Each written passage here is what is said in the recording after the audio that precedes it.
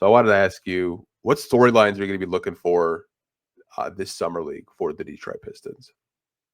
Yeah, I think it's threefold. I think first you want to see the new shiny toy in Chaz Lanier, so to speak, and just see, like what he's capable of. I know he's a great movement shooter. It'd be great to see some of that in action, but I'd also love to just see some on ball stuff and just see how he does with some of his defensive reps too. I want to see, like what Lanier's disposition is like and just kind of how he carries himself. I look less at like percentages and how players perform and like the box scores.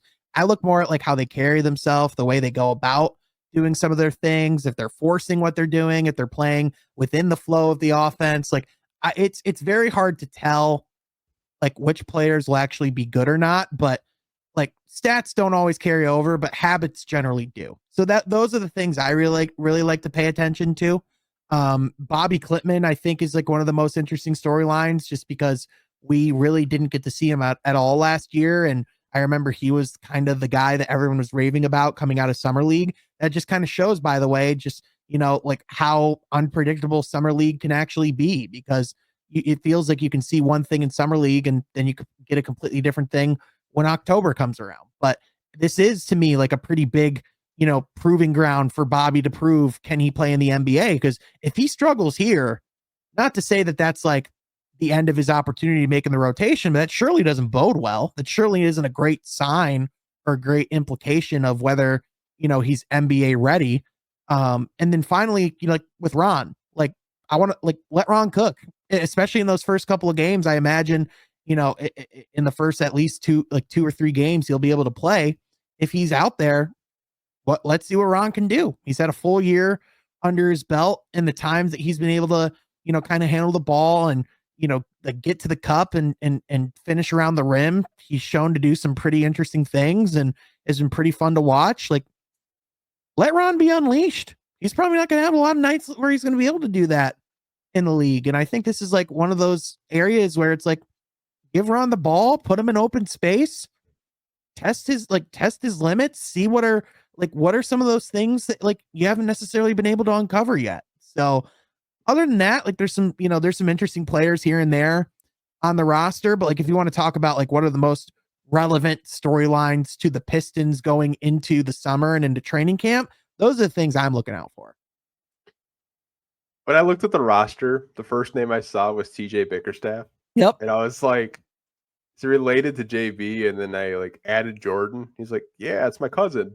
And I was like, oh, that's interesting. That's cool. So you got JB Bickerstaff's nephew, who's a 6'9" forward on this team. Shout out And Jordan, by the way.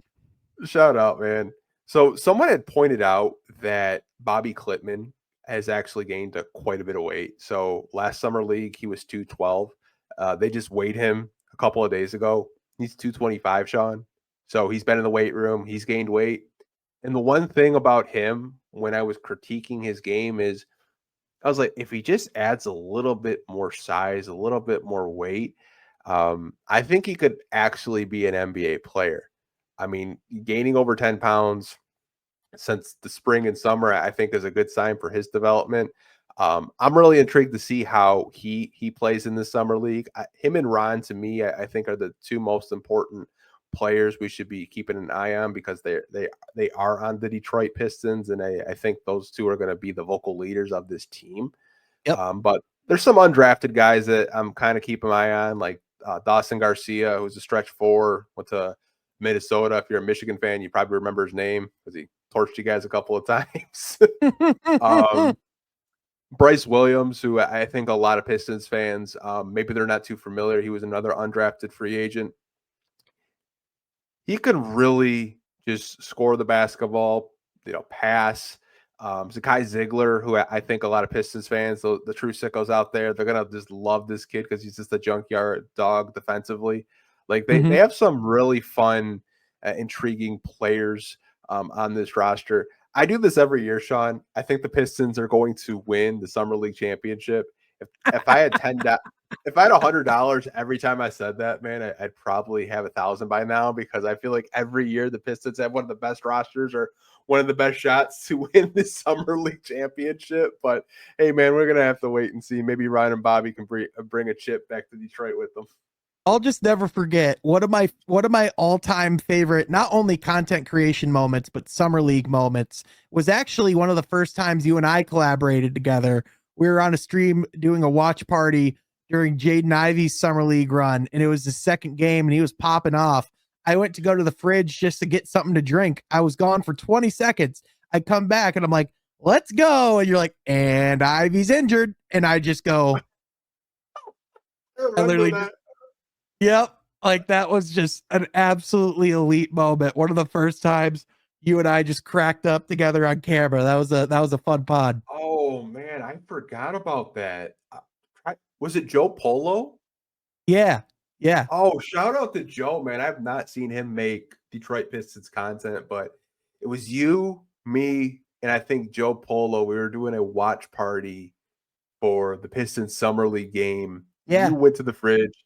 Jaden Ivey rolled his ankle. And Yeah. you're like, "Where's Ivy?" And I'm like, "You rolled his ankle." You're like, "Dude, no way." Yeah. I And literally then they I just was showed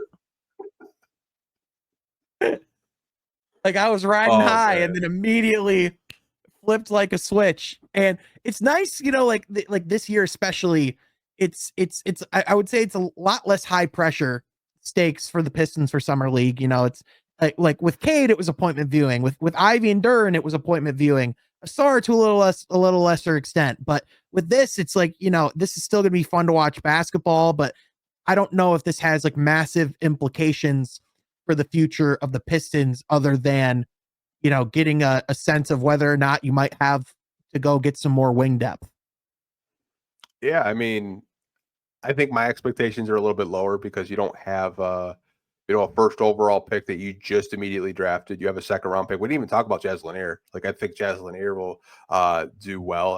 I honestly Yeah, think that him being in the starting lineup next to Ron and Donis Jenkins and Tolo Smith and Bobby, I think he'll do excellent. I'm really curious to see his 3-point shooting. And he mentioned today about and they brought Ziegler from Tennessee too, as kind of like someone yeah, that can help him be comfortable. yeah, is backcourt mate. So I mean, there's a lot to just look at this summer league team and the storylines that'll probably lead up to it. I honestly think it's going to be a really fun summer league. And I Mm-hmm. think the expectations are kind of low because you kind of look at the games that the Pistons got. Like they're not like on ESPN like right away, like which I think is cool. I So think they have one ESPN2 game, and the rest are on NBA TV. yeah, I mean, it's just kind of chill. We're getting the Pacers treatment because we don't have the first overall pick. Like, at Yep. least we didn't get the ESPNU treatment. It's like at that point you might as well be on ESPN 8 The Ocho, and they have you on like a split screen with cornhole.